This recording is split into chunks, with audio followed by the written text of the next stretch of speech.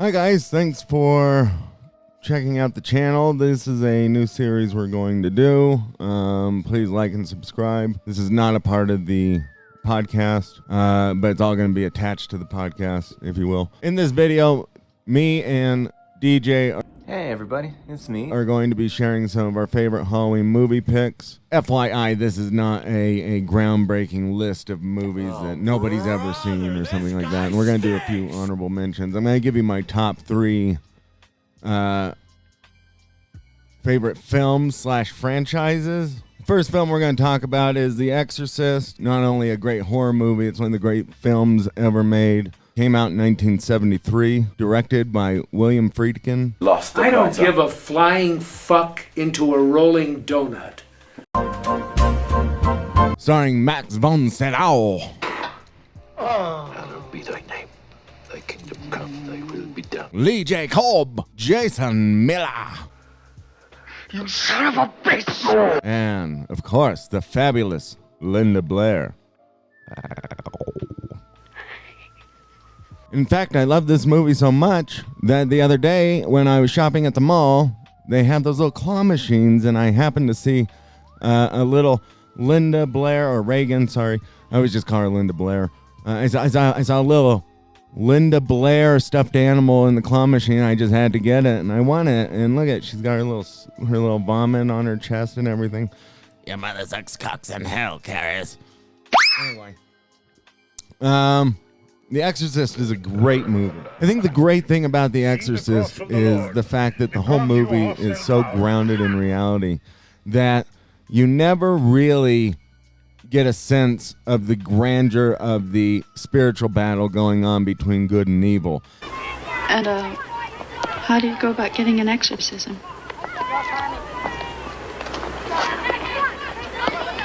Beg your pardon?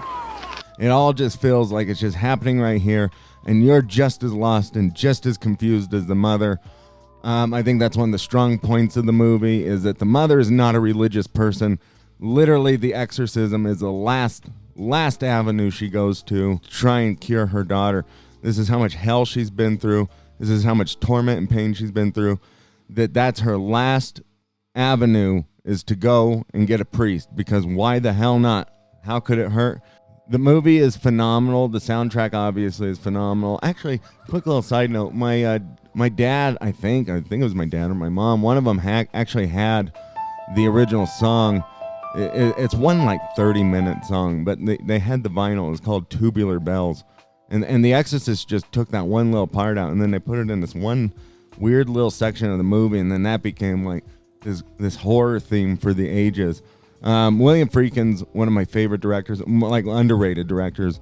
He's done a lot of really great work. This is probably him at his peak for me. I mean, I know he's got other really good movies, but I mean, The Exorcist is just, it's on such another level, especially when you talk about the horror genre. It's smart, it's well crafted, well written. William Peter Blatty was the author of the book and wrote the screenplay. He did a wonderful job crafting the script.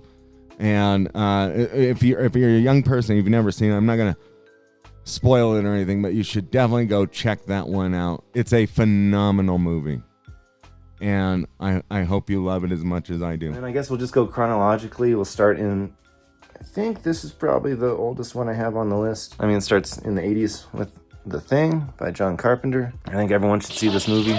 It's got incredible effects. Like, when I say incredible, it's got some of the best practical effects ever put to film. It's great. My next movie is actually going to be two movies. Shut up, bitch! And this is the controversial part of the video, right? In one hand, it's old hat, it's boring, it's why, okay, like, duh, everybody watches Halloween, right? I got my Michael shirt on. And I'm sure he's probably going to mention Halloween. Everybody watches Halloween, classic, staple, blah, blah, blah, blah, blah. There's a million videos on why that movie's great.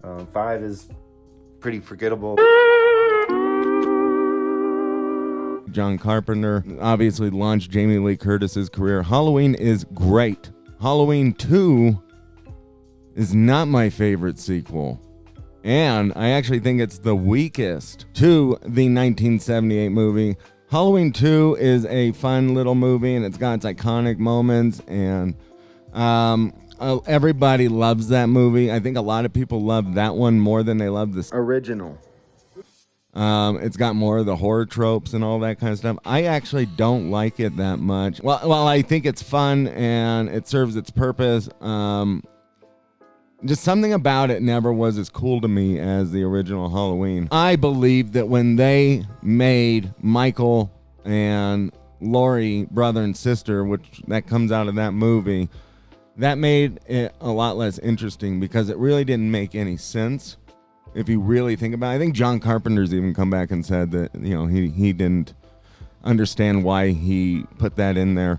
It's not necessary to the lore of Michael. And there is something far more intriguing about a man that is just an insane killer versus he wants to kill his family bloodline off. For why? It doesn't make a lot of sense to me. And while it does have these great classic moments, you know, him getting shot in the eyes, which is ridiculous. He gets shot in the eyes. It's a weird thing, right? And I don't know why that is so charming or why that has become such an iconic moment other than the tears. You know, he's got the blood tears coming down, which is a cool image. Logically, it doesn't make a lot of sense as to why he's not dead after being shot in the head twice. And I've heard horror fans give their answers like, oh, well, you know, he's pure evil, mate! Pure evil! Pure evil, but then they blow him up like 5 minutes later. So they wanted to end it, i.e. Halloween 3, okay? Nobody wanted to bring Michael Myers back except for the studio execs. That's why I find Halloween 2018 to be a much more fascinating sequel to the original. And I think if you take 1 and 2 in that version, so it's both Halloween. They're both titled Halloween, which was brilliant marketing. Congratulations, whoever did that. You're a dumbass. Because you always have to say Halloween. Halloween 78, Halloween 2018, right? It's annoying. But I do think that movie is a much better sequel. And if you just kind of block out everything else, you watch 1978, and then you watch the other one, 2018. I think that's a really fascinating story to watch and a more realistic and grounded story. And then if you just shave off their 2 sequels, right? Because Halloween 18 produced 2 more sequels, which we're not going to get into here. But if you shaved off those 2, it actually is a perfect little story right there. And that's where they should have ended.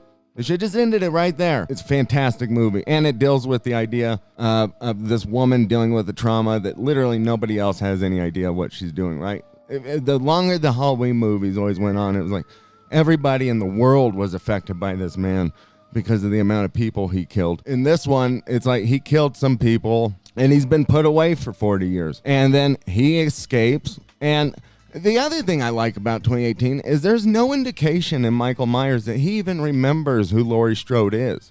She's almost hunting him at points in the movie.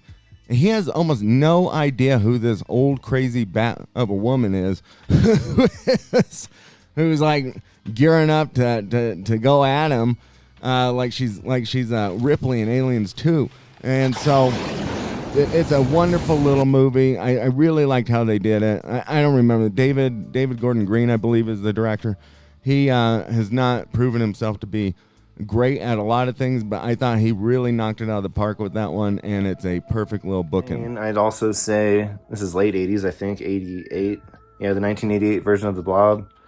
Another one, you know, they don't make movies with this kind of practical effect work anymore. Really, you know, it's special. It's fun, you know. The next set of movies that I absolutely highly recommend to watch is anything with Bruce Campbell that is Evil Dead. Hail to the king, baby. Right, and that includes all 3 of the first movies, which is Evil Dead 2, Army of Darkness, and then Ash vs. Evil Dead, which is a TV series that ran for 3 seasons. Groovy. For sure watch the original Evil Dead. I'm probably in the minority on this too. I think that's the best one. Lots of people love the second one more because it's got more comedy, it's better made. There's such a ferocious ambition to the original movie that I'm not sure I've ever seen again in another movie made by young first-time filmmakers. Obviously, it was directed by Sam Raimi, stars Bruce Campbell. Sam Raimi went on to Spider-Man success. Evil Dead is just absolute. The first time I ever watched it, it shook me to my core. I had no idea what the hell I was watching. So it's disgusting. It's disgusting. It's raw. It's crazy. It feels crazy. It's visceral. You'll never look at a tree the same after you're done watching it. If you've never seen The Evil Dead, you've got to go and watch that. And then everything that came after it is just wonderful and schmaltzy and charming. And the practical effects, I could just go on and on about this series. It's the first one is like a straight horror movie. The second one has comedy in it. The third one is a straight up just like Three Stooges type of comedy.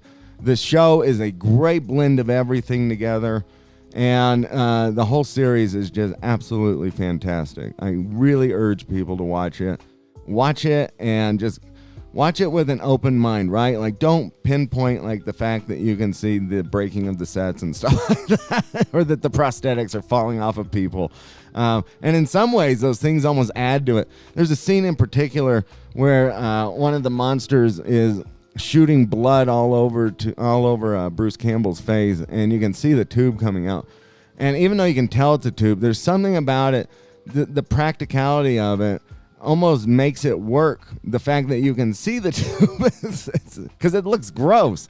But maybe I'm the only one who feels that way. I don't know. Love that movie. Love that franchise. And I that's one of those ones where I hope they just kind of leave it where it's at. It doesn't need to go on. Yo, Granny.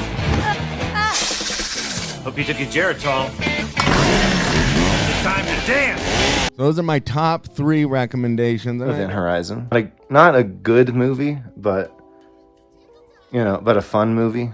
Also has some cool effects.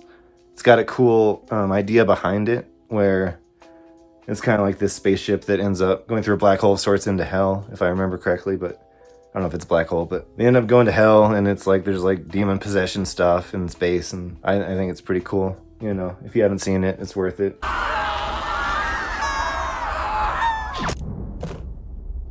We're leaving. I'm going to go through some honorable mentions. I definitely am a huge Terrifier fan.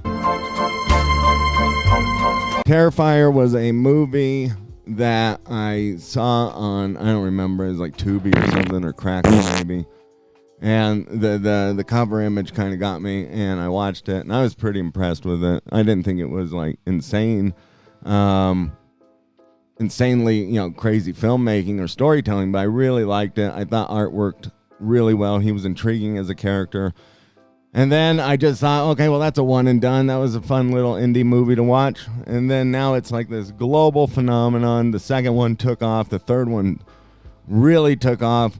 I think the director, Damien Leone, is really, really being smart about the franchise. He's doing a good thing with it.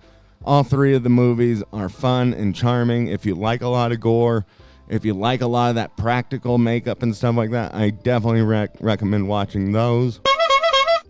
Arachnophobia. I think I hadn't seen this movie. I didn't see it as a kid. I saw it as an adult. It's strange because it's not like a super violent movie. I think it's like PG-13. It's fairly family friendly, but it's full of like real spiders and like close-ups of spiders and stuff. And like I felt like as I had gotten older, I was kind of okay with spiders. Into my adulthood, like I was getting to be where I could deal with them. And this movie like gave me arachnophobia again. Now I don't like spiders at all after seeing this movie again. So.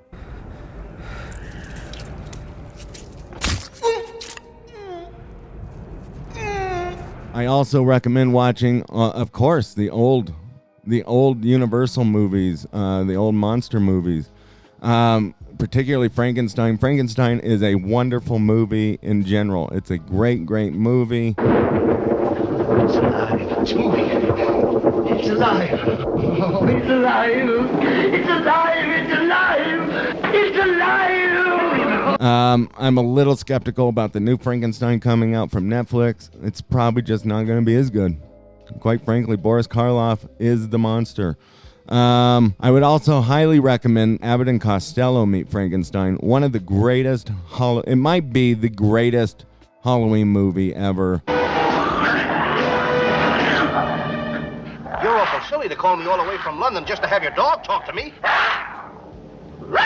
It just fits the atmosphere, the vibe, the aesthetic, and it's hilarious. Abbott and Costello are still super, super funny, have impeccable timing, playing off of each other. The only thing I don't like about Abbott and Costello is that it's Glenn Strange playing the monster instead of Boris Karloff. It's a wonderful movie, though. You should definitely go and watch it. Check it out. Bela Lugosi in it is awesome. He really carries the show, and it also shows how bad of an actor Lon Chaney Jr. really was. As far as the most modern movie, I guess I would recommend, I'd say Weapons. A lot of you guys probably heard of this coming out. I don't know if you've seen it or not, but it's one of my favorite movies of the last year. And it's technically a horror movie. It's kind of more like a thriller, like a mystery thriller with a little bit of horror thrown in, but good modern movie. You know, this, Nosferatu. I didn't need to see that. If you're looking for something newer. Well, that's it. Thank you for watching this. Like and subscribe. Let me know if you like these kinds of videos. I'm probably going to start doing them with sports, too. I just wanted to do something that's not really podcast worthy, but just stuff I like to recommend or get out there. I'm going to probably do it with some songs that I really love and that I think people should check out if they're interested in wanting to find new stuff. It's just a way that I want to try and bring pop culture and art back into the mainstream dialogue and consciousness of things that are actually pretty good. Perhaps how to tell a story. I don't know. Maybe. I don't know. The Exorcist is a good place to start for everybody, though. Everybody who's making movies should just sit down, watch The Exorcist, and then learn as much as you can about how they made that. And then you can make whatever movie you want after that. But just, that is really high-level filmmaking on a tier that we haven't seen in quite some time. Anyway, thank you for watching. Thank you for listening. Like and subscribe. Please share around. Comment. Feel free to give me your favorite Halloween movie recommendations. And thank you so much for watching and listening.